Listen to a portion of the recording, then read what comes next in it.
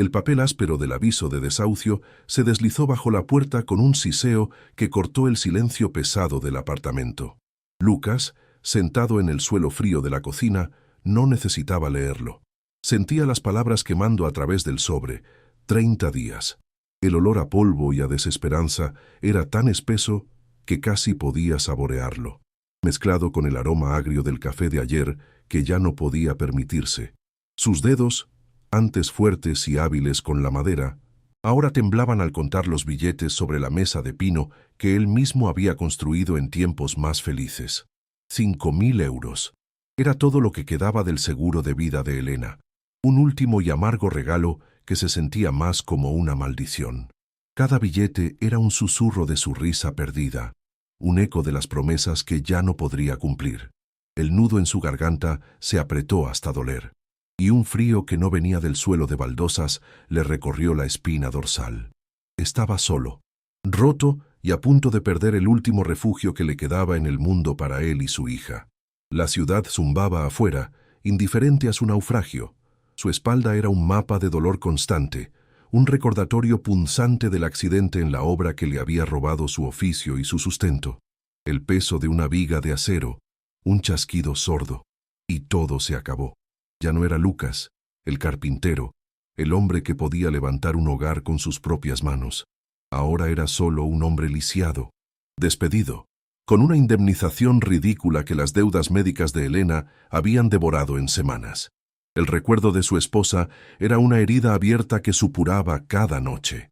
Recordaba el olor antiséptico del hospital, el pitido incesante de las máquinas, el tacto de su mano, cada día más fría.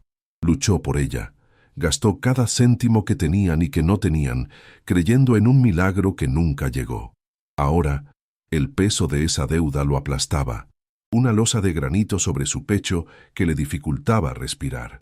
Se sentía un fracasado, no solo por no haber podido salvarla, sino por no poder ahora ni siquiera proteger a la pequeña parte de ella que aún vivía. Su hija, Sofía. El fracaso era un sabor metálico en su boca. En la habitación contigua, un sonido suave y rítmico. Toc, toc, toc. Sofía, su pequeña de 8 años, jugaba en silencio con sus muñecas, creando un mundo de fantasía ajeno al cataclismo que se cernía sobre ellos. Lucas la escuchaba y sentía el corazón estrujarse dentro de su pecho como un puño de hierro. Ella era su ancla y su abismo, la única razón para seguir respirando y la prueba viviente de su incompetencia. Su estómago rugió, un gruñido hueco y vergonzoso que intentó acallar bebiendo un vaso de agua. Hacía 2 días que solo comía pan duro para que Sofía pudiera tener la última lata de sopa y un yogur. El hambre era un dolor físico, agudo, pero la punzada en su alma al ver la inocencia de su hija, al saber que pronto podría no tener ni ese pan para darle, era infinitamente peor. Lágrimas silenciosas y calientes comenzaron a resbalar por sus mejillas.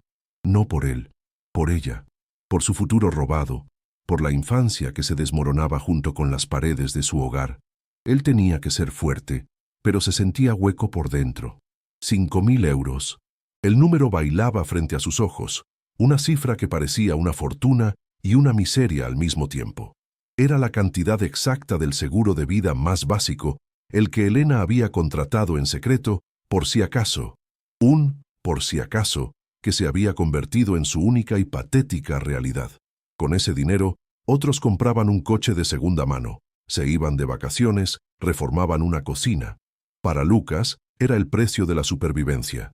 Un cronómetro que había empezado su cuenta atrás hacia la nada absoluta. Lo había contado mentalmente 100 veces, 1000 veces. Deducía el alquiler atrasado, la factura de la luz pendiente, el pago mínimo de las tarjetas de crédito que gritaban con intereses usureros. No importaba cómo hiciera las cuentas, el resultado era siempre el mismo. La calle.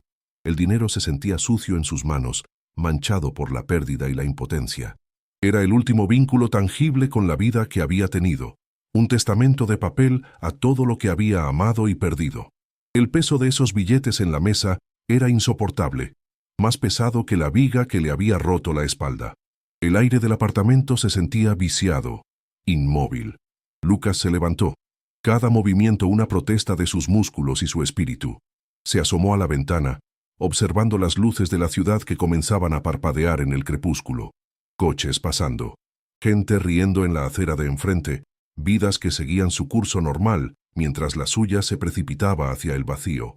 Una oleada de náuseas le subió por la garganta. Estaba atrapado en una jaula de deudas, dolor y desesperación, y los barrotes se estrechaban cada segundo. La idea de llevar a Sofía a un refugio para indigentes, el olor a desinfectante y tristeza, la vergüenza en los ojos de su hija. No podía permitirlo. El pánico, frío y afilado, le atravesó el pecho. Tenía que haber una salida, una oportunidad, por pequeña o desesperada que fuera. Una última apuesta. Se aferró a ese pensamiento como un hombre que se ahoga, se aferra a un trozo de madera. Tenía que existir algo, cualquier cosa. Su mirada cayó sobre el brillo de la pantalla de su viejo ordenador portátil. Una última búsqueda, una última oración. Fue una búsqueda febril, alimentada por la cafeína barata y el pánico puro. Las yemas de sus dedos, sucias de polvo y ansiedad, volaban sobre el teclado del viejo portátil. Cientos de anuncios de apartamentos que no podía pagar, de trabajos para los que no estaba cualificado. El zumbido del ordenador era un lamento constante. La desesperanza era un pozo negro, y él se estaba ahogando. Y entonces lo vio. Un anuncio mal redactado, con fotos borrosas y un precio que le hizo detenerse. Bodega histórica, oportunidad única, en una remota zona rural de España, lejos de los acreedores, lejos de los recuerdos que lo atormentaban en cada esquina de la ciudad. El precio era un chiste cruel, una bofetada del destino. 5.000 euros, exactamente la cifra que yacía sobre su mesa. Un escalofrío recorrió su espina dorsal. No era una coincidencia. Sintió que no podía serlo. Era una señal, una última y desesperada mano de cartas que el universo le ofrecía. El corazón le martilleaba en el pecho, un tambor de guerra contra la rendición.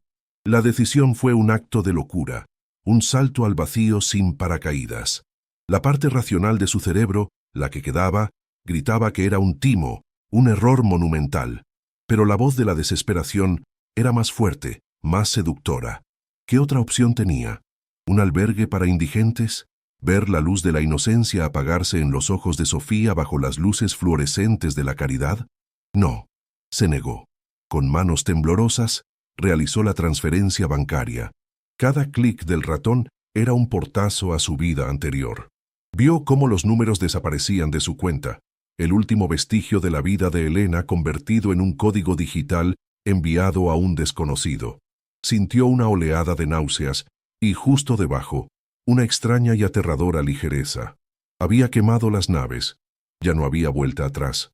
Por primera vez en meses, no sentía el peso aplastante de la indecisión, solo el terror puro y la chispa de una posibilidad imposible. Una bodega, un hogar, un nuevo comienzo. La idea era tan absurda que casi sonrió. Le dijo a Sofía que se iban de aventura. Empacó la noticia en palabras brillantes y promesas de aire fresco y campos abiertos. Nos vamos a mudar a una casa gigante en el campo, cariño. Una bodega de vino como en las películas. Tendrás todo el espacio del mundo para correr y jugar. Vio cómo los ojos de su hija se iluminaban, cómo la emoción infantil borraba la sombra de preocupación que se había instalado en su pequeño rostro. La culpa le retorció las entrañas. Le estaba mintiendo, o al menos estaba adornando una verdad que ni él mismo conocía. Pero la sonrisa de Sofía, la primera sonrisa genuina que le veía en semanas, fue como un bálsamo en su alma herida. Le hizo creer, por un instante, en su propia ficción. Ella le bombardeó con preguntas. ¿Habrá animales? ¿Podré tener un perro? ¿La casa es un castillo? Y él respondió a todo con un optimismo forzado que le dejaba un sabor amargo en la boca. Por ella, se convertiría en el mejor actor del mundo. Sería el padre que le prometía un reino, aunque lo estuviera llevando a un patíbulo. El vaciado del apartamento fue rápido y brutal. Vendió la mesa de pino que había construido, el sofá donde él y Elena habían visto tantas películas, los pocos objetos de valor que les quedaban por una fracción de su coste. El resto lo regaló o lo dejó en la acera. Cada objeto abandonado era un pedazo de su vida que se desprendía. El eco de sus pasos en el apartamento vacío era un sonido hueco y fantasmal. Cuando cerró la puerta por última vez, el clic de la cerradura resonó como el final de un capítulo, el final de una vida entera. El viaje en autobús fue una tortura lenta. El zumbido monótono del motor, el olor a diésel y a comida rancia. El paisaje urbano que se disolvía en una interminable sucesión de autopistas y campos secos. Sofía, acurrucada contra él, dormitaba, ajena al torbellino de pánico y esperanza que se libraba en el pecho de su padre. Lucas miraba por la ventanilla sucia, viendo su propio reflejo, pálido y demacrado, superpuesto a un mundo que ya no sentía como suyo. Los días se fundieron en un borrón de estaciones de autobús polvorientas y sándwiches baratos. La emoción inicial de Sofía se fue desvaneciendo, reemplazada por el aburrimiento y el cansancio. ¿Falta mucho, papá? La pregunta se convirtió en una letanía que ponía a prueba la paciencia de Lucas. Su espalda era un nudo de dolor constante, la vieja lesión protestando por las horas sentado en asientos incómodos. El dinero se escurría entre sus dedos como arena, billetes, comida, agua. La ansiedad crecía con cada kilómetro, una bola de hielo en su estómago. ¿Y si las fotos eran una mentira? ¿Y si no había ninguna bodega? Se obligaba a desechar esos pensamientos. Tenía que creer. Se aferraba a la imagen mental de una casa rústica, de él mismo reparando el techo, de Sofía riendo bajo el sol. Esa imagen era lo único que lo mantenía en pie, lo único que le impedía gritar y bajarse en la siguiente parada para rendirse por completo. Era su fe, y era todo lo que le quedaba. Finalmente, el autobús los dejó en lo que el conductor llamó el pueblo más cercano. No era un pueblo, era una sugerencia. Un puñado de casas de piedra con los tejados hundidos, un bar con el cartel cerrado, descolorido por el sol y una única tienda que parecía un museo de polvo. El silencio era lo más impactante. Un silencio profundo, casi físico, que contrastaba brutalmente con el zumbido incesante de la ciudad. Los pocos ancianos sentados en un banco de piedra los miraron pasar con una curiosidad lenta y desconfiada. Lucas sintió sus miradas como alfileres en la piel. Eran extraños, intrusos. El autobús arrancó con un rugido, levantando una nube de polvo que los envolvió. Verlo alejarse por el camino de tierra fue como ver partir el último barco de rescate. El sonido de su motor se fue apagando en la distancia, dejándolos solos en un silencio que ahora se sentía amenazador. El aislamiento era total. Un escalofrío le recorrió, a pesar del calor sofocante. El tendero, un hombre con más arrugas que años, les indicó la dirección con un gesto vago de la mano. La bodega del alemán, la llamó. A unos 5 kilómetros por ese camino. Pero allí no hay nada, hijo. Nada más que ruinas y malas hierbas. Lucas sintió una punzada de miedo, pero la ignoró. El hombre estaba equivocado. Tenía que estarlo. La caminata fue un calvario. El camino de tierra se convirtió en un sendero lleno de baches. La maleta barata que había comprado perdió una rueda a los 10 minutos, y tuvo que arrastrarla. El sonido del plástico raspando la tierra era como una burla. El sol de la tarde castellana caía a plomo, inclemente. El sudor le empapaba la camisa y se le metía en los ojos. Sofía, agotada, empezó a llorar. Sin decir palabra, Lucas la subió a su espalda dolorida. Cada paso era una agonía, un recordatorio de su cuerpo roto y su decisión estúpida. El único sonido era el canto ensordecedor de las cigarras y el latido de su propio pulso en los oídos. Después de lo que pareció una eternidad, doblaron un recodo del camino y la vio. Y el mundo de Lucas se detuvo.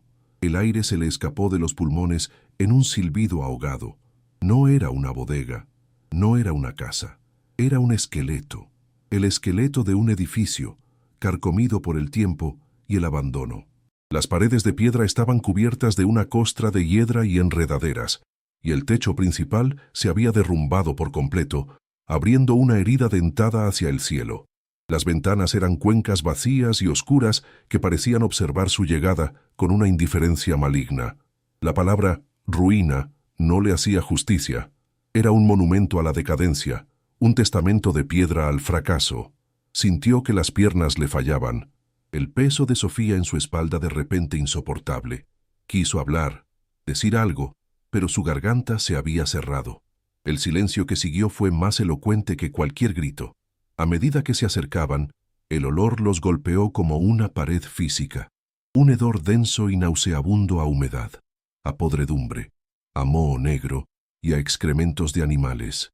Era el olor de la muerte lenta, del abandono absoluto.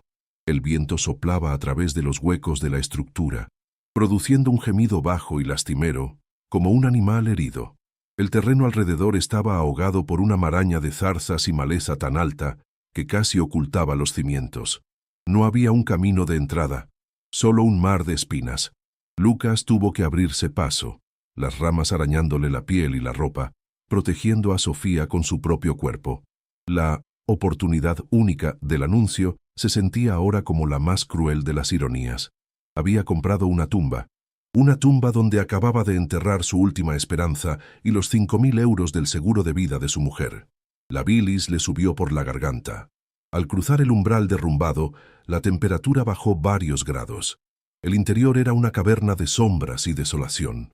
El suelo estaba cubierto por una gruesa capa de escombros, tejas rotas, madera podrida y lo que parecían ser nidos de ratas. El sonido de sus pisadas era un crujido antinatural en el silencio sepulcral, interrumpido solo por el goteo constante y rítmico de agua de alguna parte del techo intacto. Unas pocas vigas de luz polvorienta se filtraban por los agujeros, iluminando esporas que bailaban en el aire como un polvo macabro. El sonido de algo que correteaba en la oscuridad le erizó el vello de la nuca.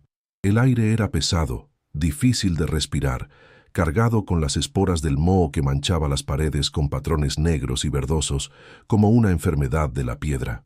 Sintió el corazón encogerse. Esto no era un hogar, era una plaga. Papá. La vocecita de Sofía, temblorosa y asustada, rompió el hechizo de horror. Esta no es la casa, ¿verdad? Es una broma. Lucas la bajó de su espalda y se giró para mirarla. La expresión de su rostro, una mezcla de miedo, confusión y una incipiente decepción, fue como una puñalada directa en su corazón. Ella, que había creído en su cuento de hadas, que había soportado el viaje con la promesa de un castillo, ahora miraba el monstruo que él le había traído a conocer. La vergüenza le quemó por dentro, una oleada de calor que le subió hasta el rostro. Fracasó en salvar a su esposa, fracasó en mantener su trabajo, y ahora, en el acto más espectacular de todos, había fracasado en proteger a su hija. La había arrancado de su hogar, de su escuela, de todo lo que conocía, para arrastrarla a este infierno personal. No pudo encontrar palabras. Solo negó lentamente con la cabeza, la mentira finalmente demasiado pesada para sostenerla. Recorrió el lugar como un fantasma, cojeando entre los escombros. La bodega principal era un caos. Más allá, lo que debió ser una pequeña vivienda era aún peor. El suelo de madera se había podrido, dejando agujeros peligrosos. No había un solo grifo, ni un solo cable eléctrico que no estuviera arrancado o corroído. Todo el lugar estaba irremediablemente perdido, consumido por la naturaleza y el tiempo. Se dio cuenta, con una claridad espantosa, que arreglar aquello no requeriría un carpintero, sino un milagro y una fortuna que no poseía. Se había imaginado a sí mismo trabajando con la madera, restaurando la gloria del lugar, pero la realidad era que necesitaría dinamita, no un martillo. La sensación de haber malgastado su última oportunidad lo golpeó con la fuerza de un golpe físico. Había apostado todo lo que tenía y había perdido de la manera más catastrófica posible. Estaba atrapado, sin dinero, sin refugio, a kilómetros de ninguna parte. Se dejó caer sobre una pila de cascotes, sin importarle el polvo ni la humedad. El último rastro de fuerza lo abandonó. Apoyó la cabeza entre las manos y el peso del mundo pareció caer sobre sus hombros. La viga de acero que le rompió la espalda no era nada comparado con esto. Esto era un colapso del alma. La desesperación era tan absoluta, tan total, que se sentía extrañamente tranquila. Ya no había nada que hacer, ningún plan que trazar. Era el final del camino. Antes, en el apartamento, se sentía atrapado por la deuda, pero al menos había una puerta, una ventana, la ilusión de una salida. Aquí, las paredes de su prisión eran el horizonte mismo. Había construido esta jaula con su propia estupidez y había encerrado a su hija dentro con él. Se sentía como el capitán idiota de un barco que Pin, en lugar de buscar un puerto seguro, había enfilado directamente hacia las rocas, con una sonrisa demente en el rostro. Un sollozo ahogado lo sacó de su estupor. Sofía estaba en un rincón, hecha un ovillo, llorando en silencio. No era un berrinche, era el llanto roto de alguien cuyo mundo acaba de desmoronarse. Ese sonido, más que las ruinas, más que el olor a podredumbre, fue lo que lo quebró. Se arrastró hacia ella, ignorando el dolor punzante en su espalda. La rodeó con sus brazos y la apretó contra su pecho. Sintió su pequeño cuerpo temblar. «Lo siento», susurró, la voz ronca por las lágrimas que ahora sí se permitía derramar. «Lo siento mucho, mi amor». No dijo que todo estaría bien. Sería la peor de las mentiras. Se quedaron así, padre e hija, abrazados en medio de la ruina, mientras la luz del día comenzaba a desvanecerse, sabiendo que la oscuridad que se cernía sobre ellos era mucho más profunda que la simple ausencia del sol. El silencio que los envolvió estaba preñado de un terror sin nombre. La noche cayó como un sudario. El frío de la piedra se filtraba a través de sus ropas. Encontraron un rincón que parecía menos expuesto al viento y se acurrucaron juntos, usando sus abrigos como una única y delgada manta. Afuera, la noche cobraba vida con sonidos extraños y aterradores. El ulular de un búho, el crujido de ramas, el gemido del viento que parecía susurrar sus nombres a través de las grietas. Cada ruido hacía que Lucas se tensara, su instinto protector en máxima alerta, aunque sabía que no podía protegerlos de nada.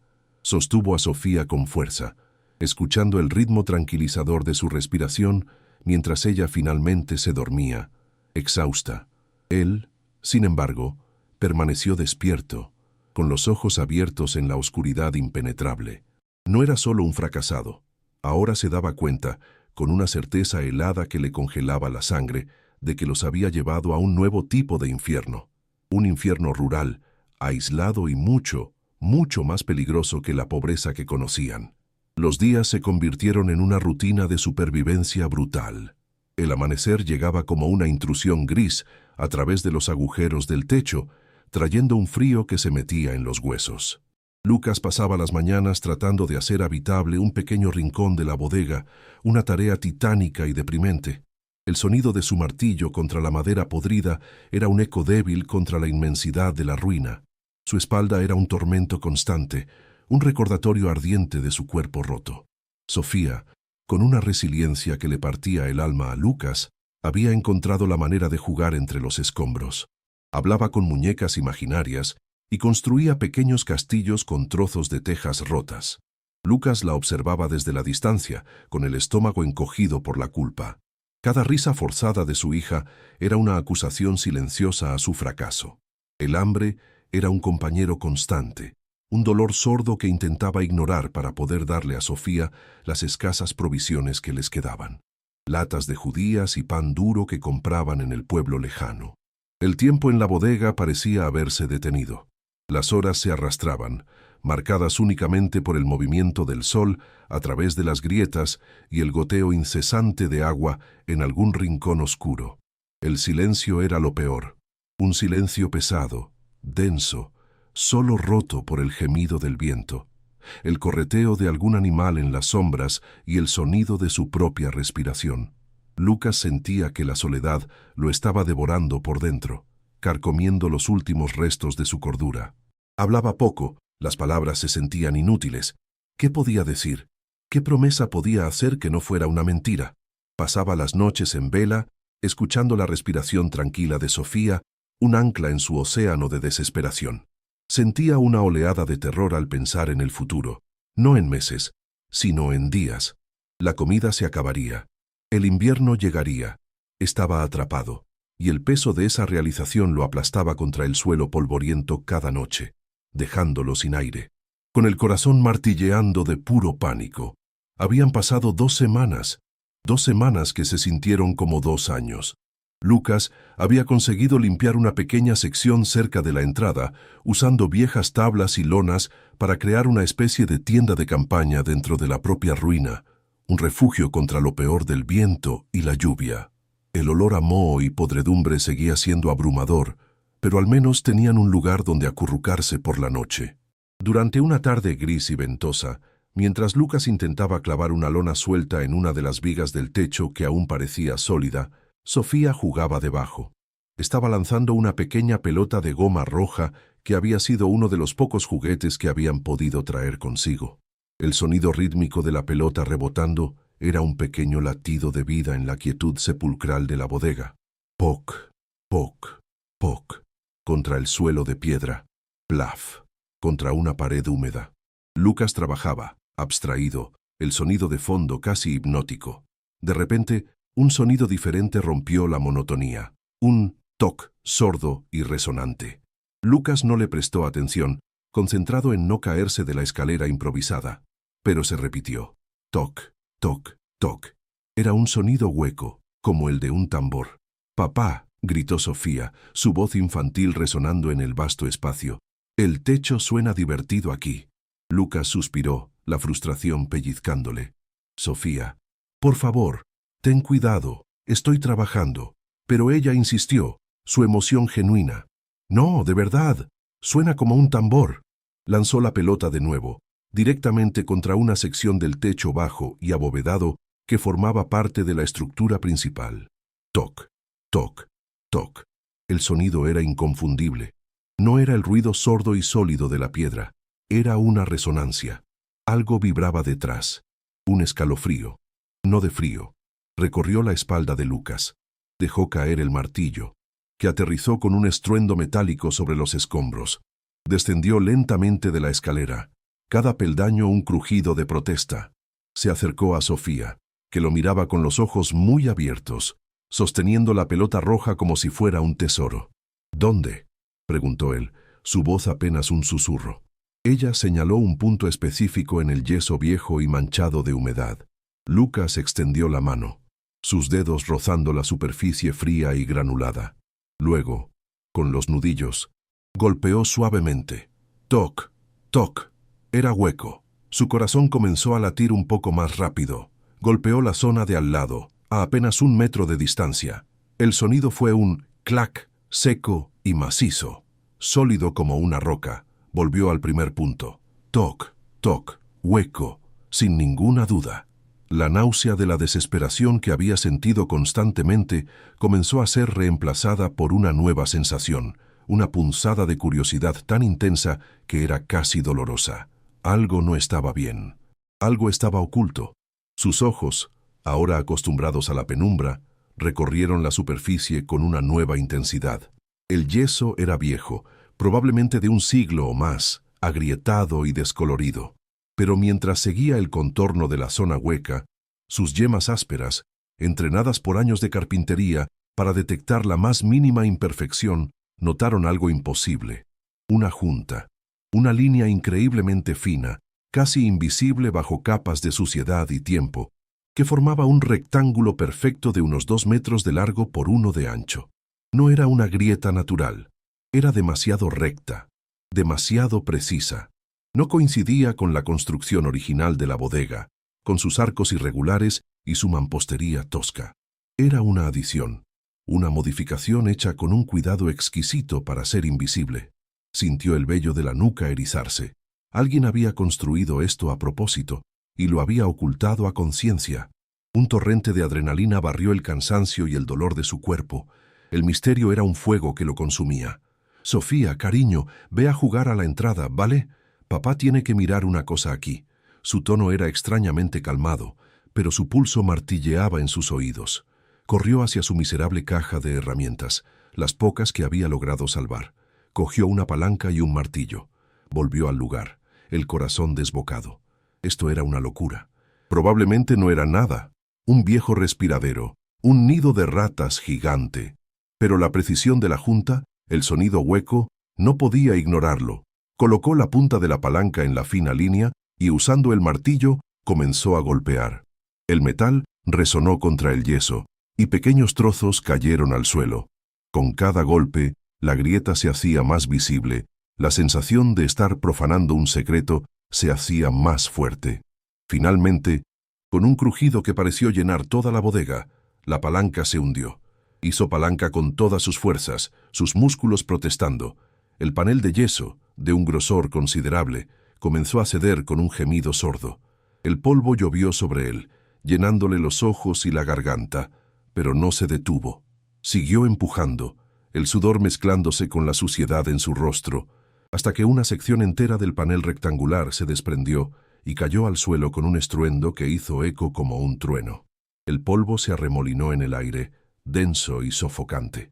Lucas tosió, agitando la mano frente a su cara. Cuando el polvo comenzó a asentarse, asomó la cabeza por el agujero, y lo que vio le heló la sangre. No era un simple hueco. El espacio estaba meticulosamente forrado con gruesas láminas de un metal gris y opaco, plomo. Alguien había construido una bóveda secreta en el techo de la bodega, y la había sellado con plomo. La pregunta, ¿por qué?, gritaba en su mente. El plomo se usaba para aislar, para proteger. ¿Pero proteger qué? ¿Y de qué? La curiosidad se había transformado en un miedo electrizante. Con la ayuda de la escalera, se impulsó hacia arriba y se deslizó dentro del agujero. El espacio era un pequeño desván, bajo y claustrofóbico. Apenas podía ponerse de rodillas. El aire allí dentro era antiguo, estancado, con un olor metálico y a polvo seco que nunca había olido antes. No había luz, excepto la que se filtraba por el agujero que acababa de crear. Sus ojos tardaron un momento en adaptarse a la oscuridad casi total. Y entonces las vio. 3 formas grandes y rectangulares cubiertas por una gruesa capa de polvo, como sarcófagos olvidados. Eran arcones. 3 enormes arcones de madera oscura, con herrajes de hierro forjado ennegrecidos por el tiempo. El corazón le dio un vuelco tan violento que temió que se le saliera del pecho. Se arrastró hacia el más cercano, el sonido de su ropa rozando el suelo de plomo extrañamente amplificado en el silencio absoluto. Las manos le temblaban tanto que apenas podía controlarlas. Pasó la mano por la tapa del arcón, limpiando décadas de polvo. La madera era robusta, pesada. No había cerradura. Solo 2 pestillos de hierro oxidados. Con un esfuerzo que le hizo gemir, los levantó. El chirrido de las bisagras fue un grito agudo en el silencio de la tumba sellada. Por un momento, no se atrevió a mirar. El miedo a la decepción era casi tan grande como la esperanza. ¿Qué encontraría? ¿Viejas herramientas? ¿Ropa apolillada? ¿Huesos? Contuvo la respiración y lentamente levantó la pesada tapa de madera. La poca luz que entraba desde abajo incidió en el interior, y Lucas dejó de respirar. No eran herramientas, no era ropa, no eran huesos, era un resplandor, un brillo suave, profundo, que parecía absorber y multiplicar la escasa luz, un mar de oro y plata salpicado por destellos de colores intensos. Su cerebro no podía procesar lo que veían sus ojos. Parpadeó, convencido de que era una alucinación, un truco de la luz y de su mente desesperada. Pero no, era real. El arcón estaba abarrotado de joyas, no de baratijas, sino de piezas que parecían sacadas de un museo o del tesoro de un rey. Collares de perlas del tamaño de canicas, brazaletes de oro macizo, broches incrustados con piedras preciosas que brillaban con un fuego interior. Extendió una mano temblorosa, sus dedos sucios y callosos rozando un collar de esmeraldas. La piedra estaba fría, increíblemente suave. El peso del oro en su palma era real, innegable. La realidad de la situación lo golpeó con la fuerza de una ola. Había encontrado un tesoro. Abrió el segundo arcón. Más, diademas de diamantes que lanzaban arcoíris en la penumbra. Zafiros del tamaño de huevos de codorniz montados en colgantes de platino. Anillos, pendientes, relicarios. Una colección tan vasta, tan increíblemente valiosa, que desafiaba toda lógica. Se sentó de espaldas contra la pared de plomo, el cuerpo temblando incontrolablemente. La risa le subió por la garganta, un sonido ahogado, histérico. Hacía unas horas era un hombre que no tenía nada, un hombre que luchaba por una lata de judías. Ahora estaba sentado sobre una fortuna que probablemente superaba el presupuesto de un país pequeño. El contraste era tan violento, tan absurdo, que su mente se negaba a aceptarlo. Era un sueño. Tenía que serlo. Se pellizcó el brazo con fuerza, sintiendo el dolor agudo. Estaba despierto. Esto era real. El tercer arcón era diferente. Contenía menos joyas, pero al fondo, debajo de una capa de terciopelo descolorido, encontró algo más.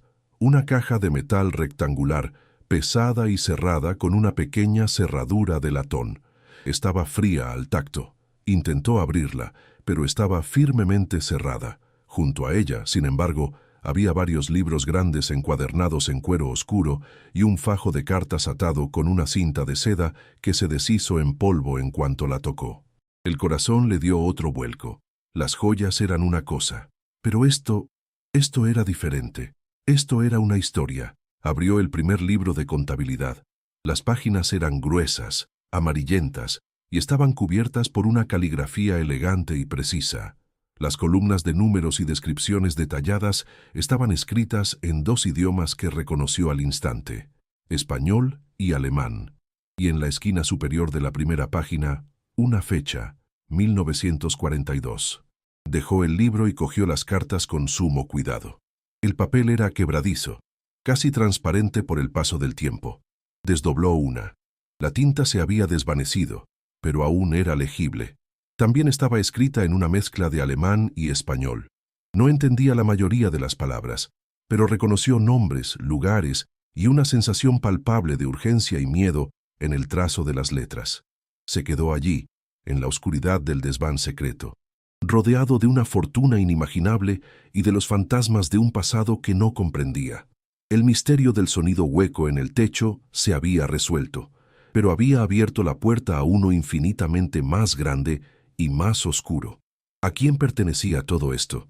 ¿Por qué estaba escondido aquí, en una bodega en ruinas en medio de la nada? Y lo más importante, ¿por qué estaba sellado en una tumba de plomo? Una nueva clase de miedo, más profundo que el miedo a la pobreza, comenzó a crecer en su interior. La decisión le quemaba en el bolsillo. Después de 2 días de insomnio, con el corazón martilleando contra sus costillas al ritmo del miedo y la codicia, Lucas supo que no podía quedarse de brazos cruzados. El tesoro era un fantasma que lo perseguía por la bodega en ruinas, su brillo prometía salvación y susurraba peligro. Con las manos temblorosas, seleccionó uno de los libros de contabilidad más pequeños y un fajo de cartas. Envolvió los objetos en una lona sucia, el tacto del cuero antiguo y el papel quebradizo, enviando un escalofrío por su espina dorsal.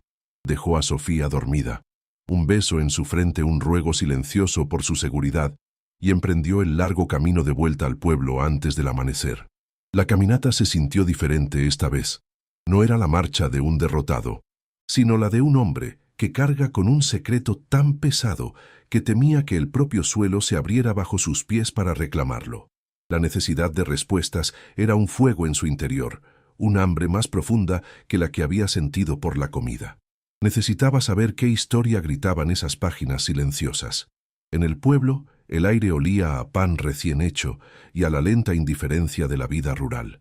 Lucas se sentía un espectro, un intruso de otro mundo. Preguntó por alguien que supiera de historia o idiomas, y el nombre que todos repetían, entre sorbos de café y miradas de soslayo, era el de un profesor jubilado.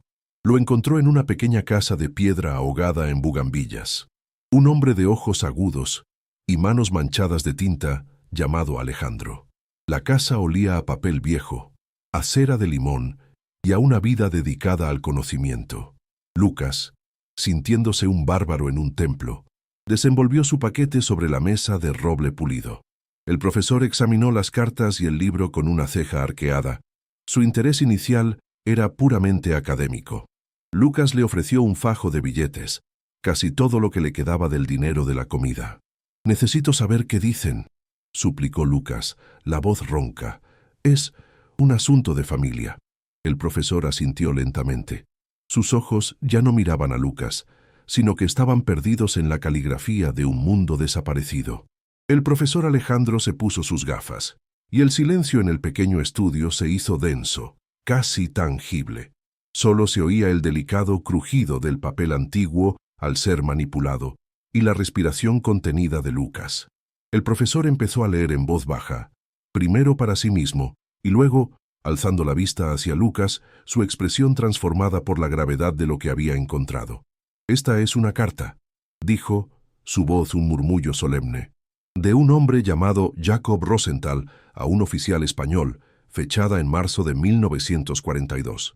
Empezó a traducir. Las palabras de Jacob llenaron la habitación, palabras de un padre y un banquero, llenas de una desesperada y formal cortesía. Hablaba del acuerdo de salvaguarda, de la transferencia de activos familiares como garantía para un pasaje seguro a las Américas, para él, su esposa y sus 2 hijas. Agradecía al oficial su valentía y discreción en estos tiempos oscuros. Lucas sintió un frío glacial en el estómago. No era un tesoro sin dueño. Era el precio de la vida de una familia. El profesor hizo una pausa, limpiándose las gafas con un pañuelo. «Lucas, ¿entiende usted el contexto?», preguntó en voz baja. 1942. Europa estaba en llamas. Familias como los Rosenthal, familias judías adineradas, eran cazadas, sus fortunas robadas, sus vidas exterminadas. España, bajo el régimen de Franco, era oficialmente neutral, un precario y peligroso punto de tránsito. Un hombre como este oficial tenía el poder de la vida y la muerte en sus manos. Lo que usted tiene aquí no es solo una transacción, es una apuesta por la supervivencia. Lucas asintió, incapaz de hablar. La imagen de las joyas cambió en su mente. Ya no veía oro y diamantes.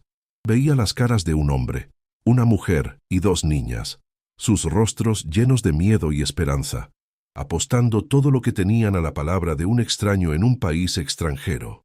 La náusea le subió por la garganta. La bodega ya no se sentía un refugio, sino una tumba que guardaba un eco de sufrimiento.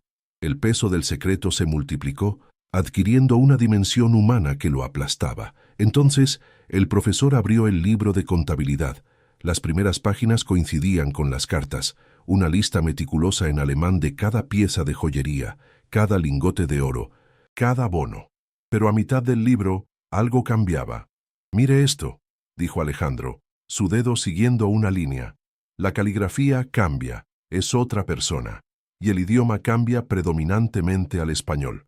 Tradujo una entrada. Artículo 7, diadema de diamantes y platino. Verificada y almacenada. 15 de abril de 1942. El profesor hojeó varias páginas. Las fechas son todas posteriores a la llegada de la familia. «Esto no es el inventario de Jacob Rosenthal. Esto», dijo, y sus ojos se encontraron con los de Lucas, «es el inventario del ladrón». La verdad cayó sobre Lucas con la sutileza de un yunque. El oficial español no había sido un salvador, había sido un depredador. Esperó a que la familia llegara con su fortuna y luego simplemente se la quedó. La eficiencia y el detalle del inventario eran escalofriantes. No era solo un robo, era una meticulosa apropiación, un acto de pura y fría maldad. El golpe final vino de una pequeña nota doblada y metida entre las últimas páginas del libro, escrita con la misma caligrafía española. El profesor Alejandro tardó un momento en descifrarla, su rostro palideciendo a medida que leía. Se la pasó a Lucas. Aunque estaba en español, las palabras eran sencillas, brutales. «El asunto de la finca está zanjado. La familia extranjera no será más un problema. El sótano está ahora bien sellado y seguro. Las paredes no hablarán. El sótano, la bodega, sellado». Un escalofrío violento sacudió a Lucas de la cabeza a los pies. El aire se le escapó de los pulmones. Asesinato. No era solo un robo, era un asesinato en masa. El oficial no solo había robado la fortuna de los Rosenthal, los había asesinado a su llegada y los había enterrado en algún lugar de la propiedad, en esa misma tierra que él ahora pisaba, donde su hija jugaba. El olor a moho de la bodega adquirió de repente un nuevo y macabro significado. Sintió que iba a vomitar. Pagó al profesor con manos temblorosas y huyó de la casa, con las palabras del asesino resonando en sus oídos. Los días que siguieron fueron una tortura de paranoia. Lucas se sentía un fantasma en su propia vida, atormentado por los fantasmas de otros. Cada crujido de la vieja bodega, cada sombra que se alargaba con el sol poniente, le hacía saltar el corazón. Miraba a Sofía jugar y veía a las hijas de Jacob Rosenthal. Sus risas ahogadas por la codicia de un hombre sin alma. El tesoro, escondido de nuevo en su tumba de plomo, se había vuelto radioactivo, una fuente de veneno que contaminaba su aire, su comida, su sueño. La alegría de su descubrimiento se había podrido, transformándose en un terror constante. ¿Qué debía hacer? Ir a la policía significaba entregar la fortuna, su única salida de la miseria. Pero quedarse con ella se sentía como bailar sobre la tumba de inocentes. Estaba atrapado entre el crimen del pasado y su propia desesperación presente. Un día, mientras reparaba una valla, un sonido rompió el silencio del campo. El rugido de un motor de coche, acercándose. Un sonido caro, potente, completamente fuera de lugar en ese camino de cabras. Lucas sintió que la sangre se le helaba en las venas. Su primer instinto fue correr. Cogió a Sofía del brazo. «Dentro, ahora, y escóndete donde te dije. No hagas ni un ruido». La urgencia en su voz asustó a la niña, que obedeció sin rechistar, desapareciendo en un hueco que Lucas había preparado detrás de unas barricas viejas. Lucas se quedó fuera, su martillo en la mano, sintiéndose ridículamente pequeño. Un sedán negro y reluciente, un Mercedes que valía más que todo el pueblo, apareció por el camino, levantando una nube de polvo. Se detuvo a pocos metros de él. El contraste del coche, una joya de ingeniería moderna, contra la decadencia de la bodega, era obsceno. La puerta del conductor se abrió y un hombre salió. No era un policía, no era un turista perdido, era un hombre que irradiaba poder y un peligro tan palpable como el calor que emanaba del capó del coche. Su presencia absorbía toda la luz y el aire a su alrededor. El corazón de Lucas latía tan fuerte que temía que el hombre pudiera oírlo desde donde estaba. El hombre tendría unos 65 años, pero se movía con la agilidad de alguien más joven.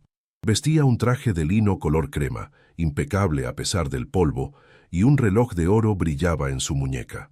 Su pelo era plateado, peinado hacia atrás, y su rostro estaba curtido por el sol, pero sus ojos eran lo que helaba. Eran ojos de un azul pálido, fríos y calculadores, como los de un ave de presa que evalúa a su víctima. Se acercó a Lucas con una sonrisa que no llegó a sus ojos. «Buenas tardes», dijo. Su voz era suave, culta, pero con un filo de acero. «Mi nombre es don Álvaro de la Torre. Represento a una sociedad de patrimonio histórico. Estábamos intrigados por la repentina venta de esta propiedad». Mintió con una facilidad que erizaba la piel. Paseó la mirada por la ruina, no con asco, sino con una familiaridad posesiva, como un rey que inspecciona una provincia olvidada de su reino. Cada uno de sus movimientos era una declaración de poder, una afirmación de que ese lugar, de alguna manera, le pertenecía. Lucas sintió un nudo de puro terror en la garganta. Don Álvaro continuó su farsa, caminando por el perímetro de la bodega, señalando una pared derrumbada aquí, un arco roto allá. «Una verdadera lástima», comentó chasqueando la lengua. «Esta estructura tiene un valor histórico, pero como puede ver, es una ruina. Peligrosa, diría yo. Un peligro para cualquiera que viva aquí». Sus ojos se detuvieron en la pequeña área que Lucas había intentado hacer habitable. «Veo que está intentando arreglarla. Admirable, pero inútil. Requeriría una fortuna restaurarla». Se detuvo frente a Lucas, su sonrisa condescendiente de vuelta. «Mire, seré franco. Mi sociedad está dispuesta a adquirir la propiedad para evitar que se deteriore más. Obviamente, su valor es insignificante, pero por compasión y para ayudarle a salir de este aprieto, estamos dispuestos a ofrecerle, digamos, 6.000 euros, un pequeño beneficio por sus problemas». La oferta era un insulto, una bofetada. Eran migajas, lanzadas para ver cómo reaccionaba el perro. Lucas comprendió que era una prueba y que la respuesta correcta podía costarle la vida. Lucas sintió la sangre rugir en sus oídos. 6.000 euros. La oferta era tan ridícula que era una amenaza en sí misma. Sabía, con una certeza que le helaba los huesos, que este hombre era el nieto del asesino, el heredero del crimen. Había venido a reclamar lo que consideraba suyo. Lucas tragó saliva, su boca tan seca como el polvo bajo sus pies. Intentó que su voz sonara firme, pero salió como un graznido. «Gracias por su oferta, don Álvaro, pero no está en venta. Tengo planes para este lugar». El silencio que siguió fue ensordecedor. La sonrisa de don Álvaro no vaciló, pero algo cambió en sus ojos, un destello de furia fría, tan rápido como un relámpago, que prometía una violencia terrible. El aire se cargó de electricidad. Lucas sintió que acababa de firmar su propia sentencia de muerte. Había fallado la prueba. El depredador sabía ahora que su presa era consciente de la existencia del tesoro. Ya no había vuelta atrás. La partida de ajedrez había comenzado, y él solo era un peón frente a un rey. Don Álvaro se rió, un sonido corto y sin alegría que no disipó la tensión. «Entiendo. Un hombre de principios», dijo, y la palabra «hombre» sonó como un insulto. Su mirada se desvió por un segundo y se fijó en algo detrás de Lucas, una pequeña figura asomándose desde el hueco de las barricas. Sofía. Los ojos de Álvaro se clavaron en ella y la falsa amabilidad de su rostro se derritió, revelando por un instante la fría y desnuda fealdad que había debajo. La sonrisa volvió, pero ahora era abiertamente depredadora. Se inclinó ligeramente hacia Lucas, su voz bajando a un susurro conspirador y venenoso. «Es un lugar muy aislado, ¿no cree? Peligroso». Hizo una pausa, dejando que las palabras colgaran en el aire pesado. Las paredes viejas se caen. La gente tropieza en la oscuridad. Sería una tragedia terrible si algo le ocurriera a una niña tan encantadora. «Los accidentes», dijo, y la palabra sonó como una sentencia, «ocurren todo el tiempo en lugares como este». El mensaje era inequívoco. El rugido del Mercedes al alejarse fue como el gruñido de una bestia que se retira, prometiendo volver. Lucas se quedó paralizado, con las palabras de Álvaro resonando en su cabeza. No habían sido una amenaza, habían sido una promesa. El martillo se le cayó de la mano, produciendo un ruido sordo en el polvo. Un temblor incontrolable se apoderó de su cuerpo. Corrió hacia Sofía y la abrazó con tanta fuerza que ella se quejó. La olfateó, la tocó, asegurándose de que era real, de que estaba a salvo, por ahora. El tesoro ya no era una posibilidad de futuro. Era un ancla que los arrastraría al fondo del océano. El secreto de los Rosenthal ya no era una injusticia histórica, era su propia y personal pesadilla. El hombre que acababa de irse no se detendría ante nada para recuperar lo que su abuelo había robado. Y él, Lucas, un carpintero lisiado con una hija, era lo único que se interponía en su camino. El miedo que sintió no era el miedo a la pobreza, era el miedo primordial y animal de una presa que acaba de verle los dientes al lobo. Estaba completamente solo. No tenía a nadie a quien recurrir. La policía local probablemente estaría en el bolsillo de un hombre como don Álvaro. Contarles la historia de un crimen de 80 años, basado en unas cartas viejas, sonaría como el delirio de un loco. Se sentía atrapado en una red tejida mucho antes de que él naciera, una red de codicia, sangre y secretos. Miró las ruinas que lo rodeaban, que ya no eran su refugio, sino su jaula.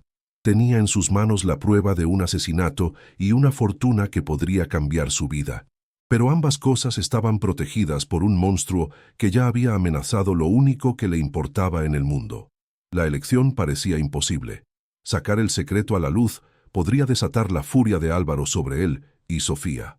Mantenerlo oculto significaba vivir cada segundo mirando por encima del hombro, esperando el ataque inevitable. El peso de la decisión era insoportable, una losa sobre su alma ya fracturada. Y la imagen de los ojos fríos de Álvaro clavados en su hija se repetía una y otra vez en su mente. La noche cayó, más oscura y amenazante que nunca. Lucas se sentó en la oscuridad, con Sofía durmiendo en sus brazos y una vieja barra de hierro a su lado. Cada sombra parecía moverse, cada susurro del viento sonaba como pasos. El tesoro de los Rosenthal se había convertido en la maldición de Lucas. Tenía la llave de la justicia para una familia asesinada y la llave de una nueva vida para la suya. Pero usar cualquiera de las dos llaves parecía llevar a un camino de violencia y muerte a manos de un hombre que era el producto de generaciones de maldad. El dilema era infernal. Exponer la verdad y arriesgar la vida de su hija, la única persona que le quedaba, o enterrar el secreto para siempre, convirtiéndose en cómplice del silencio y viviendo como un fugitivo en su propia tierra, esperando que el monstruo volviera a por su tesoro. Y ahora te pregunto a ti, que escuchas esta historia en la seguridad de tu hogar, ¿Qué harías en el lugar de Lucas? ¿Arriesgarías la vida de tu hijo por hacer justicia y reclamar una fortuna manchada de sangre? ¿O te tragarías el secreto y huirías, esperando sobrevivir un día más? La advertencia de don Álvaro dejó un veneno en el aire que se negó a disiparse. Los días y las noches de Lucas se fundieron en una vigilia febril, alimentada por el miedo y el café aguado. El sueño era un lujo que ya no podía permitirse. Cada vez que cerraba los ojos, veía los ojos fríos de Álvaro fijos en Sofía, y la frase «los accidentes ocurren» se repetía en su mente como un eco infernal. Su espalda, antes una fuente de dolor sordo, ahora era un nudo de tensión tan agudo que apenas podía enderezarse. Pasaba las horas muertas de la noche escuchando, su oído entrenado para distinguir el gemido del viento del crujido de una rama bajo una bota. Sentía el peso de la barra de hierro en su mano, fría y pesada, una extensión inútil de su propio terror. Se había convertido en un animal acorralado, protegiendo a su cría en una madriguera de piedra y podredumbre, sabiendo que el depredador ya había olido su rastro y solo estaba esperando el momento oportuno para atacar y reclamar su presa. El agotamiento era un enemigo casi tan grande como el propio Álvaro. Lucas se movía por la bodega como un sonámbulo, su cuerpo funcionando por puro instinto. La paranoia lo obligó a actuar. Con un alambre fino y algunas latas vacías, creó un sistema de alarma rudimentario alrededor de su pequeño refugio improvisado. Un patético intento de defensa que, sin embargo, le proporcionaba una mínima sensación de control. El sonido metálico de las latas al chocar le erizaba la piel cada vez que una ráfaga de viento las movía, un recordatorio constante del precario equilibrio de sus vidas. Miraba a Sofía, que jugaba en silencio, habiendo percibido la oscura nube de miedo que envolvía a su padre. Ella había dejado de preguntar cuándo se irían. Su inocencia se estaba erosionando, reemplazada por una madurez silenciosa y preocupada que le rompía el corazón a Lucas. Él era su protector, pero sentía que cada segundo que pasaban en ese lugar la exponía más a un peligro que no podía ni empezar a comprender. La soledad era una tortura. Aislado en ese mar de ruinas, el dilema moral lo devoraba desde dentro. La fortuna escondida en el techo era una sirena que cantaba una canción de salvación, prometiendo un futuro seguro para Sofía, lejos de la miseria y el hambre. Pero el precio era su conciencia. Quedarse con el tesoro significaría vivir para siempre con el conocimiento del crimen, profanando la memoria de los Rosenthal, convirtiéndose en el último eslabón de una cadena de codicia.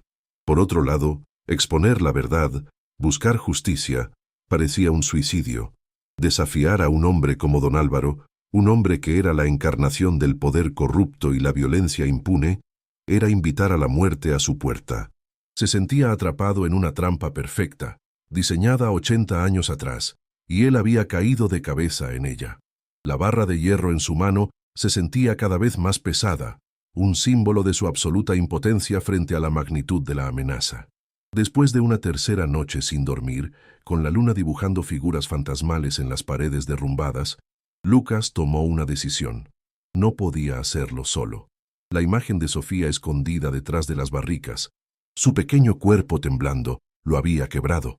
Su orgullo, su estúpida idea de que podía manejarlo todo él mismo, se había hecho añicos.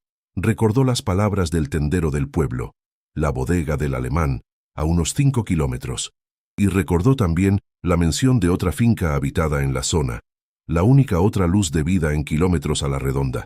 Era una posibilidad remota, una apuesta desesperada basada en un vago recuerdo, pero era la única carta que le quedaba por jugar. Confiar en un extraño era un riesgo terrible, pero quedarse allí, esperando pasivamente el ataque, era una certeza de desastre. El miedo a lo desconocido era inmenso, pero el miedo a lo que sabía que venía era aún mayor. Se levantó, el cuerpo dolorido protestando, y supo lo que tenía que hacer. «Sofía, cariño», dijo, tratando de mantener su voz firme y calmada, una tarea casi imposible. «Papá va a dar un paseo corto. Necesito hablar con un vecino. Quiero que te quedes aquí en nuestro rincón y no salgas por nada del mundo. ¿Entendido?» La seriedad en sus ojos era tal que Sofía asintió sin hacer preguntas. su rostro una pequeña máscara de obediencia asustada. Lucas le dio un beso en la frente, un contacto que se sintió desesperadamente final, y se metió una pequeña y pesada llave inglesa en el bolsillo trasero del pantalón. El metal frío contra su piel era un consuelo miserable. Salió de la bodega a la luz del día, sintiéndose desnudo y expuesto.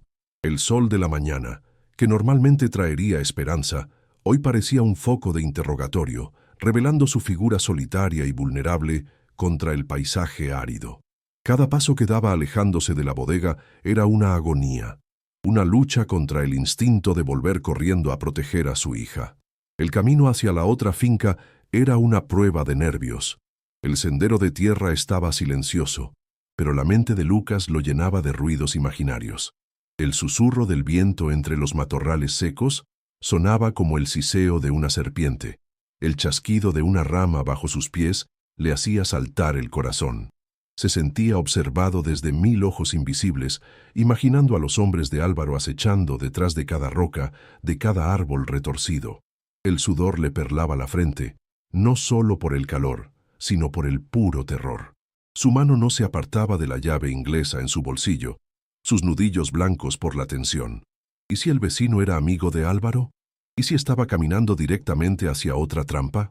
La duda lo carcomía, pero seguía adelante, impulsado por la imagen del rostro asustado de su hija. Era un padre que caminaba por un campo de minas, y cada paso era una oración silenciosa para no dar un paso en falso. Finalmente, tras lo que pareció una eternidad, vio la finca. Era una visión de otro tiempo. Una pequeña casa de campo de piedra, antigua pero cuidada con esmero. El techo de tejas rojas no tenía ni un solo agujero, y de la chimenea salía un fino hilo de humo blanco que se deshacía en el cielo azul. Un pequeño huerto, ordenado y verde, contrastaba con la aridez circundante. Olía a tierra húmeda y a leña quemándose, olores de hogar y estabilidad que a Lucas le parecieron de otro planeta. Había una sensación de paz en el lugar, una calma que chocaba brutalmente con el caos de su propia existencia. A pesar de la apariencia acogedora, Lucas se acercó con la cautela de un animal salvaje, moviéndose lentamente, usando los árboles como cobertura, sus sentidos en máxima alerta. No podía permitirse un error. No ahora. Se detuvo en el borde de la propiedad, el corazón martilleándole en el pecho, observando la casa, esperando una señal. Sentado en un viejo balancín de madera en el porche, como si hubiera estado allí toda la mañana, había un hombre. Era increíblemente anciano, su piel un mapa de arrugas profundas y manchas de sol, tan curtida como el cuero viejo. Su cuerpo era frágil, encorvado por el peso de los años, pero sus ojos, cuando se volvieron hacia Lucas, eran asombrosamente claros y penetrantes.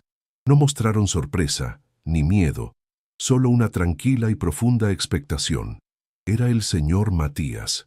El hombre levantó una mano nudosa, no en un saludo, sino en una invitación silenciosa para que se acercara. Lucas exhaló un aliento que no sabía que estaba conteniendo y salió de la cobertura de los árboles, sintiendo cientos de kilos de tensión abandonar sus hombros. Cruzó el pequeño patio, el sonido de sus botas en la grava sintiéndose como una intrusión en la quietud del lugar. El viejo no se movió, solo lo observó acercarse con esa mirada que parecía ver más allá de su ropa sucia y su rostro demacrado. Lucas se detuvo frente al porche, sin saber qué decir. La llave inglesa en su bolsillo se sentía pesada y absurda. Abrió la boca para hablar, para intentar explicar su presencia, su miedo, la locura que lo había llevado hasta allí, pero la voz del anciano se le adelantó, un susurro seco y quebradizo como hojas de otoño. «Te estaba esperando», dijo Matías, su voz sin rastro de sorpresa. «El coche negro pasó por aquí esta mañana, muy temprano, rápido y arrogante, como siempre». Lucas se quedó helado. No tuvo que preguntar a qué coche se refería. El viejo meció la silla suavemente.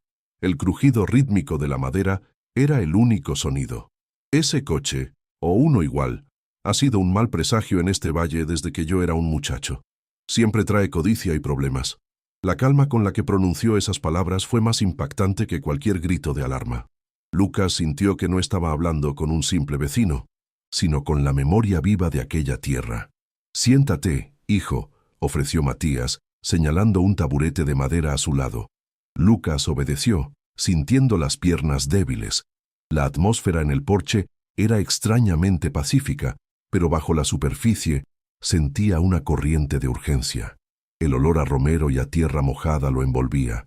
Usted sabe quién soy, tartamudeó Lucas. Matías asintió lentamente, sus ojos fijos en la bodega en ruinas, apenas visible a lo lejos. Eres el hombre que compró la tumba, el hombre que ha despertado a la serpiente.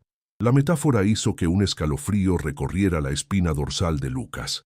No había juicio en la voz del anciano, solo una constatación de hechos. La gente del pueblo no recuerda, o no quiere recordar. Pero yo sí. Yo tengo 92 años. Mi memoria es más larga que la vida de la mayoría. Recuerdo al primer dueño, al abuelo de ese hombre del coche negro. Recuerdo al verdadero diablo. La palabra diablo fue pronunciada con una convicción tan simple y llana que helaba la sangre.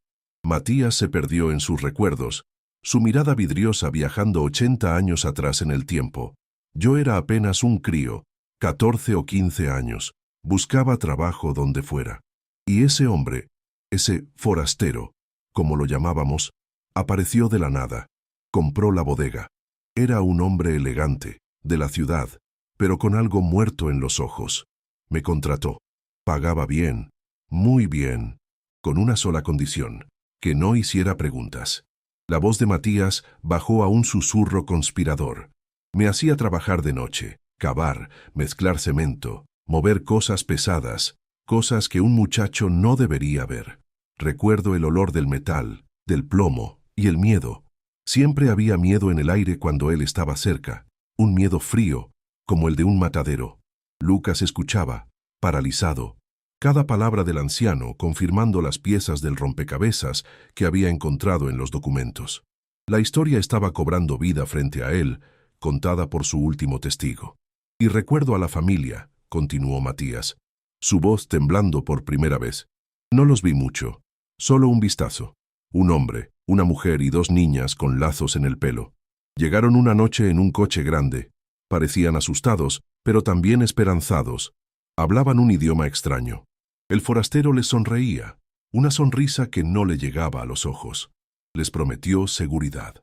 Matías hizo una pausa, tragando saliva. El recuerdo claramente doloroso. Al día siguiente, ya no estaban.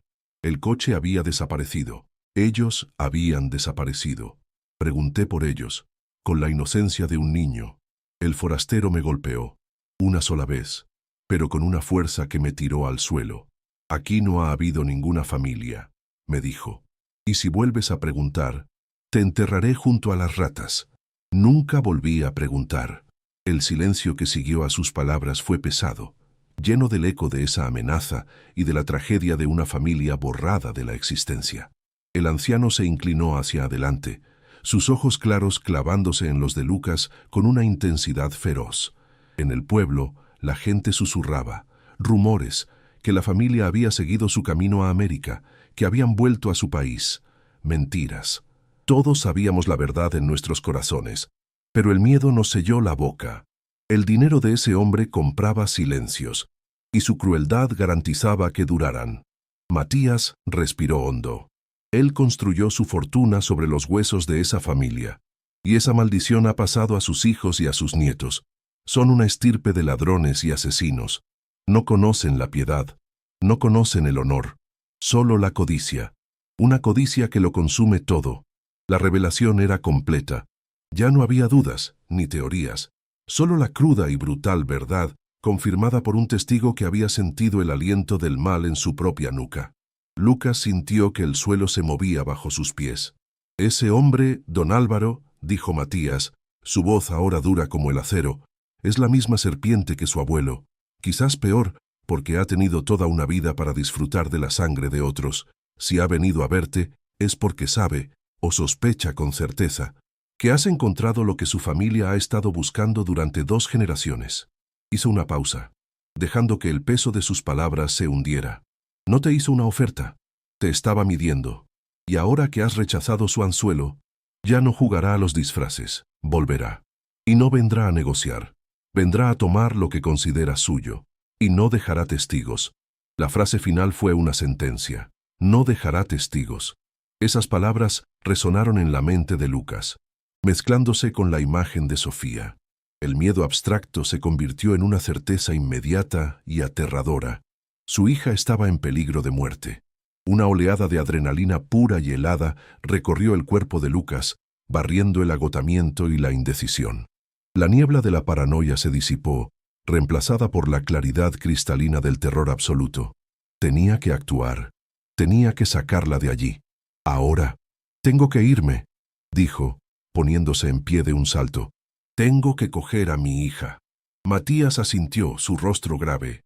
Sí, pero no puedes huir sin más. Te cazará como a un perro. Necesitas las pruebas. Los libros que encontraste. Son tu única arma, tu único salvavidas. El anciano se levantó con esfuerzo, apoyándose en un bastón que Lucas no había notado antes. Vuelve a la bodega. Coge a tu hija. Coge los libros y una sola pieza de esa fortuna maldita. Algo pequeño, pero inconfundible. Será la prueba final. Luego, vuelve aquí. Al anochecer. Mi nieto vendrá del pueblo. Tiene coche y un teléfono. Conoce a gente. Un fiscal al que una vez ayudó en una disputa de tierras. Es nuestra única oportunidad. Lucas sintió una oleada de gratitud tan intensa que casi lo ahoga. Este anciano, un completo desconocido, le estaba ofreciendo una línea de vida en medio del océano. Gracias, susurró, la voz rota por la emoción. No sé cómo. Matías lo interrumpió con un gesto de la mano. He vivido 80 años con el silencio de un cobarde. Vi el mal y no hice nada. No dejaré que esa sombra se trague a otra familia inocente. No en mi tierra. Ahora, vete. El tiempo es tu mayor enemigo. Lucas no necesitó que se lo dijeran 2 veces. Se dio la vuelta y corrió. Corrió como no lo había hecho en años, ignorando el dolor punzante en su espalda, impulsado por una mezcla de pánico y una nueva y frágil esperanza. El sol comenzaba a descender en el cielo, pintando el paisaje con tonos anaranjados y púrpuras, colores de urgencia y peligro. La carrera contra el tiempo había comenzado. Llegó a la bodega sin aliento, el corazón latiendo desbocado. Encontró a Sofía exactamente donde la había dejado, jugando con una muñeca hecha de trapos. La abrazó con una fuerza que la sorprendió. «Nos vamos, cariño», dijo, intentando forzar una sonrisa. «Vamos a jugar a un nuevo juego. Se llama La escapada silenciosa. Tenemos que ser muy rápidos y no hacer ningún ruido». Sofía lo miró, sus ojos grandes y serios, y asintió. Entendió que no era un juego. Lucas se subió al desván oculto, sus movimientos ahora rápidos y precisos. Agarró los libros de contabilidad y un fajo de cartas. Sus ojos recorrieron el tesoro brillante y, siguiendo el consejo de Matías, tomó la primera pieza que vio, una deslumbrante diadema de diamantes que parecía arder con una luz propia. Lo metió todo en una mochila vieja, el peso de la justicia y la perdición sobre su espalda.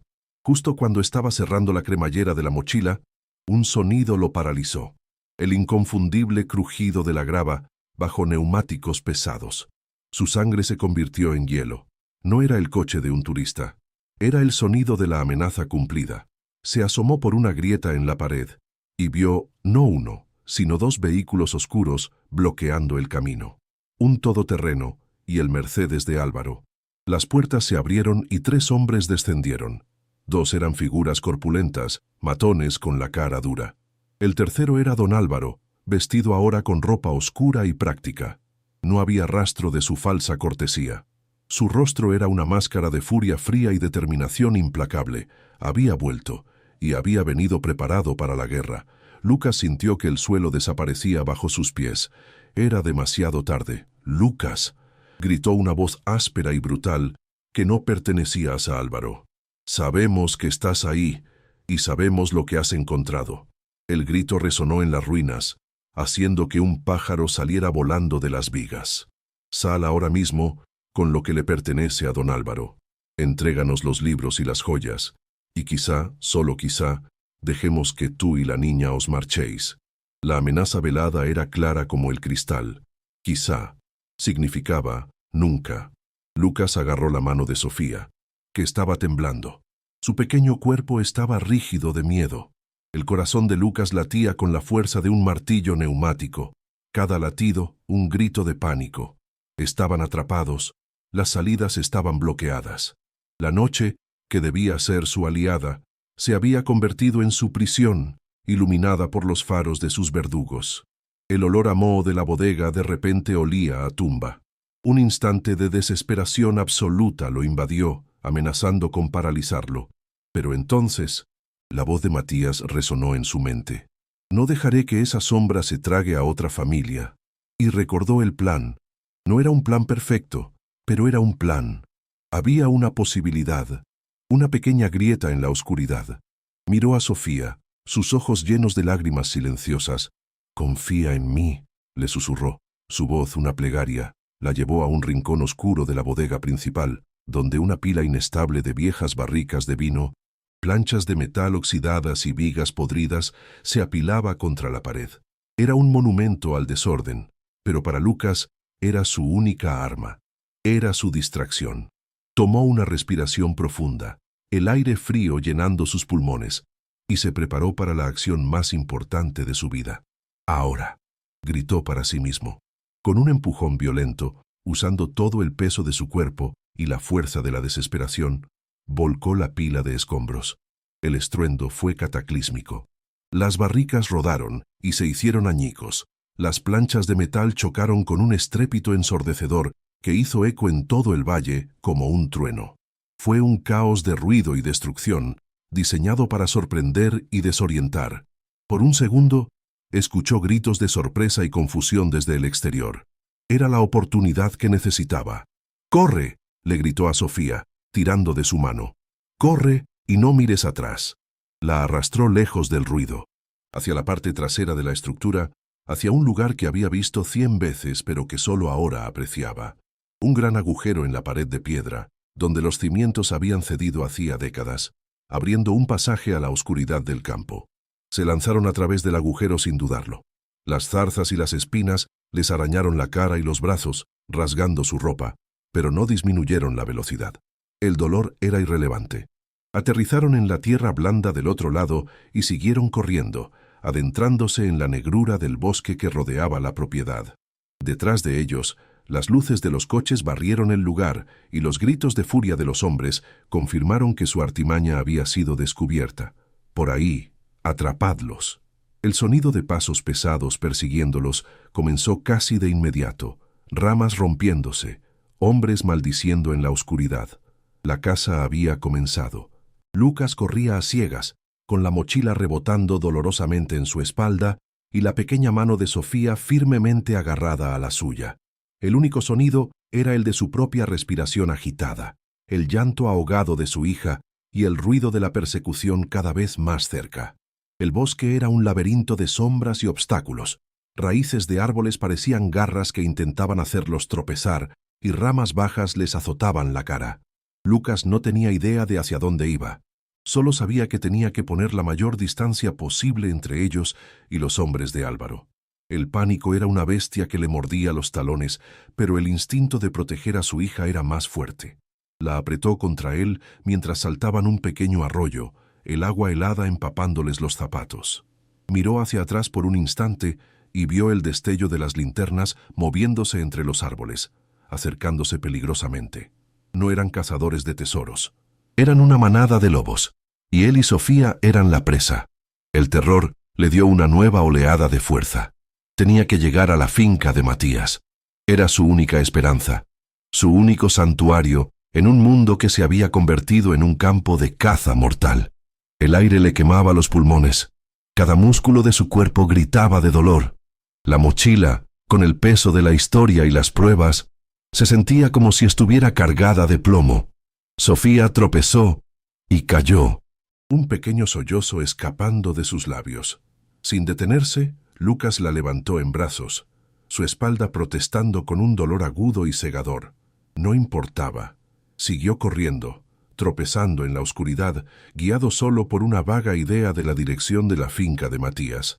Los sonidos de la persecución parecían estar por todas partes ahora. Los hombres se habían dispersado para cortarles el paso. El miedo era tan intenso que tenía un sabor metálico en su boca. Estaba viviendo la pesadilla de los Rosenthal, una huida desesperada en la noche, perseguido por la misma estirpe de maldad. Pero a diferencia de ellos, él conocía el final de la historia, y se negaba a que la suya terminara de la misma manera. A través de un claro en los árboles, vio una luz, una única y débil luz amarilla a lo lejos. La finca de Matías. La esperanza, frágil pero feroz, surgió en su pecho. Era como un faro en una tormenta interminable. «Ya casi llegamos, mi amor», susurró a Sofía, su voz un graznido ronco. «Aguanta un poco más». Reunió las últimas fuerzas que le quedaban y corrió hacia la luz, sus piernas moviéndose por pura voluntad. Las voces de sus perseguidores sonaban más cercanas ahora. Podía oír sus respiraciones agitadas, sus maldiciones mientras luchaban contra la maleza. Estaban a punto de alcanzarlos. La distancia a la finca parecía estirarse, cada metro una agonía. La luz era su salvación, pero también era un objetivo para sus perseguidores. Era una carrera desesperada hacia un santuario que podría convertirse en el escenario de la confrontación final. Finalmente, salió del bosque y tropezó en el campo abierto que rodeaba la finca. Estaba a solo 100 metros. La puerta de la casa se abrió, proyectando un rectángulo de luz en el patio. La figura de Matías estaba allí, esperando en el umbral. Lucas corrió, el alivio y el terror luchando en su interior. Podía oír a los hombres saliendo del bosque detrás de él, gritando al verlo expuesto a la luz. «¡Ahí está! ¡No lo dejéis escapar!». Tropezó y cayó de rodillas, el impacto sacudiéndole todo el cuerpo. Sofía gritó. Lucas la protegió con su propio cuerpo mientras luchaba por ponerse en pie, viendo las sombras de los hombres acercándose rápidamente. Por un momento pensó que no lo lograrían, que después de todo, el mal ganaría, que la historia estaba condenada a repetirse en esa tierra maldita. Pero entonces, una nueva figura apareció en la puerta junto a Matías. Un hombre más joven y robusto. Tenía algo en la mano, algo que brillaba bajo la luz del porche. Un teléfono.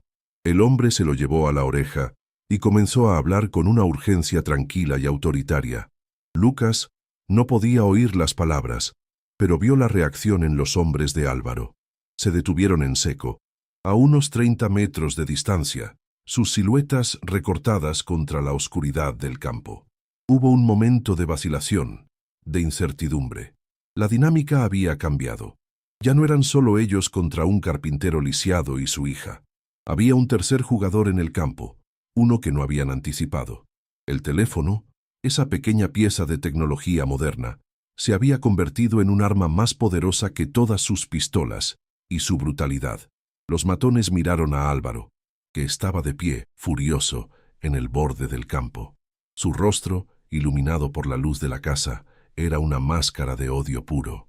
Su plan, ejecutado con la arrogancia de quien nunca ha conocido la derrota, se estaba desmoronando frente a sus ojos. Había subestimado a su presa, había subestimado al viejo guardián de la historia, y ahora, el secreto que su familia había protegido con sangre durante 80 años estaba a punto de explotar. Lucas, todavía de rodillas en el suelo, con Sofía llorando en sus brazos, levantó la cabeza y se encontró con la mirada de don Álvaro. En ese instante, supo que había ganado. Puede que la batalla no hubiera terminado, pero la guerra había dado un giro decisivo. La larga noche de los Rosenthal estaba a punto de terminar, y un nuevo amanecer, forjado en el terror y la valentía, estaba a punto de comenzar. Javier, el nieto de Matías, mantenía el teléfono pegado a la oreja, su voz una roca de calma en medio del mar de tensión que crepitaba en el campo. «Sí, señor fiscal, estoy aquí con él. Se llama Lucas y tiene a su hija. Están a salvo». Las luces de los faros de Álvaro congelaban la escena, convirtiendo a los matones en estatuas de brutalidad y a Lucas en un monumento a la desesperación paternal. Don Álvaro, a 30 metros, era una silueta de furia contenida, su arrogancia desmoronándose con cada palabra tranquila que Javier pronunciaba. Los libros de contabilidad de 1942 y una de las joyas, pruebas irrefutables. En el aire frío de la noche se podía oler el miedo cambiando de bando. La mención de la Unidad Central Operativa de la Guardia Civil y la frase «posible crimen contra la humanidad» colgaron en el silencio como una sentencia. El depredador, por primera vez en su vida, sintió el frío acero de la jaula cerrándose a su alrededor. El juego había terminado. El silencio rural fue desgarrado por un sonido que era a la vez una promesa y una condena. Sirenas. Al principio un lamento lejano. Crecieron hasta convertirse en un aullido penetrante que rebotaba en las colinas. Un torbellino de luces rojas y azules barrió el campo, iluminando intermitentemente el rostro lívido de Álvaro y la rendición en los ojos de sus hombres. No eran los coches de la policía local, sino los todoterrenos oscuros y angulosos de la Guardia Civil. Descendieron de los vehículos con una eficiencia silenciosa y profesional, sus chalecos antibalas y armas largas dibujando un perímetro inexpugnable en segundos. Se movían como un solo organismo, sin gritos, solo con señales de mano y una autoridad que no admitía discusión. Lucas, todavía arrodillado, con el pequeño cuerpo de Sofía temblando contra su pecho, sintió por primera vez en meses una oleada de calor recorrerle el cuerpo. Era la sensación de la seguridad, un puerto seguro después de una tormenta infinita. Ya no estaba solo. La detención de don Álvaro no fue digna, fue la patética caída de un tirano. Cuando los agentes se acercaron, él escupió amenazas, nombres de políticos, promesas de ruina. «No sabéis con quién estáis tratando. Soy intocable». Sus palabras, que antes habrían congelado la sangre, ahora se perdían en el viento, huecas y desesperadas. Un agente, sin inmutarse, le torció el brazo a la espalda con un movimiento experto, y el chasquido metálico de las esposas fue el sonido más satisfactorio que Lucas había oído en su vida. Cayó de rodillas, su impecable ropa de marca ensuciándose en la tierra que su abuelo había manchado con sangre. Sus matones, viendo a su líder reducido a un criminal común, levantaron las manos sin oponer resistencia. Lucas observó la escena, y el nudo de terror que había vivido en su estómago durante semanas finalmente se disolvió. El monstruo que había amenazado a su hija era solo un hombre viejo, asustado y derrotado. La justicia, aunque tardía, había llegado con una fuerza implacable. Horas más tarde, bajo la luz cálida de una lámpara de aceite en la cocina de Matías, se desplegó el verdadero poder de la verdad. La mesa de roble, pulida por un siglo de comidas familiares, se convirtió en el altar de la justicia. Lucas, con manos que aún temblaban ligeramente, colocó con cuidado los libros de contabilidad y el fajo de cartas. Luego, sacó la diadema. El silencio en la habitación fue absoluto. La joya, liberada de su prisión de lona, cobró vida bajo la luz, lanzando destellos de fuego blanco que bailaban en los rostros del fiscal, de Matías y de Javier. Era un objeto de una belleza dolorosa, cada diamante un testigo silencioso de una tragedia. El fiscal, un hombre de rostro severo, se puso unos guantes para examinar el libro. Pasó las páginas con una reverencia casi religiosa, sus ojos siguiendo la precisa caligrafía alemana y la fría contabilidad española del ladrón. No había duda. Los fantasmas de la familia Rosenthal, silenciados durante 80 años, finalmente habían encontrado su voz. El caso explotó, convirtiéndose en una noticia de alcance internacional. La bodega en ruinas se transformó en un hervidero de actividad. Furgonetas de equipos forenses, historiadores, periodistas y agentes de la UCO descendieron sobre el valle olvidado, rompiendo su letargo secular. El sonido de los picos y las palas reemplazó el gemido del viento, mientras los equipos de investigación seguían las pistas de los diarios de Matías y los planos inferidos de los documentos. La confirmación llegó una semana después, con un descubrimiento macabro que conmocionó a la nación. Detrás de una pared falsa en el sótano, encontraron los restos de Jacob, su esposa y sus 2 hijas. La historia dejó de ser una leyenda para convertirse en una herida abierta en la memoria histórica del país. Lucas y Sofía, protegidos del circo mediático por la familia de Matías, escuchaban las noticias por la radio, sintiendo el peso de la historia asentarse, no como una carga, sino como el cierre de un círculo de dolor que ellos, sin saberlo, habían sido elegidos para completar. El proceso legal fue complejo y rápido. Gobiernos y organizaciones de derechos humanos de todo el mundo intervinieron. Se descubrió a un pariente lejano de los Rosenthal, un profesor universitario en Boston, quien voló a España, abrumado por una historia familiar que nunca conoció. La fortuna recuperada sería la base de una nueva fundación para la memoria del Holocausto. Pero la ley española era clara.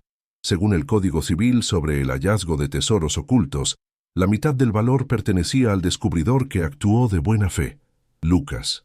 Un día, un abogado con un traje elegante se sentó con él en el porche de Matías y le explicó los detalles. Deslizó un papel sobre la mesa. Lucas miró la cifra y no pudo comprenderla. Los ceros parecían extenderse hasta el infinito. Era una suma multimillonaria en euros, una cantidad que su mente, acostumbrada a contar céntimos, no podía procesar. Sintió un vértigo abrumador, la vertiginosa caída hacia arriba, desde la miseria más absoluta, hasta una riqueza inimaginable. El eco de sus 5.000 euros se reía de él desde el pasado. Un año después, la bodega era irreconocible. El esqueleto carcomido por el tiempo había renacido. Donde antes olía a moho y podredumbre, ahora flotaba el aroma limpio y vigorizante de la madera de pino recién cortada, el aceite de linaza y la pintura fresca. El sonido ya no era el goteo deprimente del agua, sino el zumbido de herramientas eléctricas y la risa de los trabajadores. Los agujeros en el techo estaban sellados con robustas vigas y tejas nuevas que brillaban bajo el sol. Las cuencas vacías de las ventanas ahora albergaban grandes paneles de cristal que inundaban el interior de una luz dorada y cálida. El mar de zarzas había sido reemplazado por un jardín de césped verde salpicado de lavanda y olivos jóvenes. Lucas caminaba por la propiedad, ya no cojeando, ya no encorvado por el dolor y la derrota. Su espalda, sanada con la mejor fisioterapia, se mantenía recta. Supervisaba la obra no como un intruso desesperado, sino como el arquitecto de su propio destino, transformando una tumba en un santuario de vida. El cambio más profundo se reflejaba en Sofía. Lucas la observaba desde el porche recién construido, y su corazón se llenaba de un calor que ahuyentaba cualquier fantasma del pasado. Ella corría por el césped, su risa clara y sonora, un sonido que Lucas había temido no volver a escuchar nunca. Un pequeño cachorro mestizo la perseguía, mordisqueando sus talones. El perro que ella había pedido en sus sueños más salvajes. Ya no era la niña silenciosa y asustada de las ruinas. Su rostro estaba lleno de color. Sus ojos brillaban con la luz despreocupada de la infancia. Iba a una pequeña pero excelente escuela en el pueblo cercano. Un pueblo que también estaba experimentando un renacimiento gracias a las inversiones de la nueva fundación. Dentro de la casa, en la cocina de última generación, olía a estofado de ternera cocinándose a fuego lento. El hambre se había convertido en un recuerdo lejano, una pesadilla de otra vida. Por primera vez, Lucas sentía que le había dado a su hija no solo un techo, sino un verdadero hogar. Para Lucas, la redención no estaba solo en la riqueza, sino en la recuperación de su propósito. En la parte trasera de la propiedad, donde antes había un muro derrumbado, ahora se erigía un magnífico taller de carpintería, inundado de luz natural y equipado con las mejores herramientas que el dinero podía comprar. El olor a serrín y a barniz era su perfume. Pasaba horas allí, no por necesidad, sino por amor al oficio. Sus manos, antes temblorosas y débiles, ahora eran firmes y seguras, deslizando un cepillo sobre una tabla de nogal, sintiendo la veta de la madera como un viejo amigo. Estaba construyendo los muebles para su casa, cada pieza un testamento de su renacimiento. Había creado la Fundación Helena en honor a su difunta esposa, para ayudar a familias que luchaban contra las deudas médicas del cáncer, transformando el dinero manchado de sangre en un instrumento de compasión. Mirando a su hija jugar a través de la ventana del taller, sintió una paz profunda. El ciclo de dolor se había roto, reemplazado por un ciclo de creación y esperanza. La escena final contrasta brutalmente con el inicio. Lucas y Sofía están sentados a una gran mesa de comedor de roble macizo que él mismo ha construido. La mesa está cargada de comida, pan caliente, una fuente humeante de estofado, una ensalada fresca del huerto. La luz de la chimenea baila en sus rostros. Él mira a Sofía, que le cuenta emocionada algo sobre su día en la escuela, su rostro radiante de salud y felicidad. En ese momento, Los fantasmas de los Rosenthal y el espectro de la pobreza finalmente se desvanecen por completo. No solo ha salvado a su propia familia, sino que ha traído paz a los muertos y justicia al mundo. Ha convertido un lugar de asesinato y desesperación en un hogar lleno de risas y amor. La historia de Lucas nos recuerda que incluso en la más profunda oscuridad, un solo acto de valentía puede reescribir el destino. Si crees en el poder de la justicia y en los nuevos comienzos, suscríbete y comparte esta historia para que más personas descubran que la esperanza nunca se pierde del todo.